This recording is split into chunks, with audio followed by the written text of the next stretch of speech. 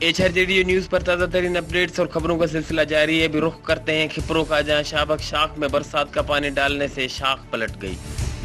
बरसात का गंदा पानी आबादी में दाखिल होने से जानी महल्ले के कई घरों में पानी दाखिल होने की वजह से घरों में रखा कीमती सामान खराब हो गया, जबकि जानी मोहल्ले के अक्सर रिहायशी अपना घर खाली करके चले गए। इस मौके पर रिहायशी आरिफ जट ने बताया कि रात 2 बजे हम सो रहे थे कि अचानक घरों में पानी दाखिल होना शुरू हो गया।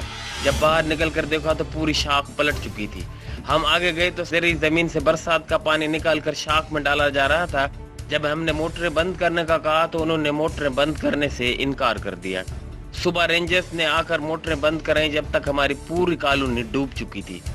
मगर अफसोस अभी तक हमारे पास कोई इरिगेशन या सरकारी अफसर में से कोई पूछने वाला नहीं आया।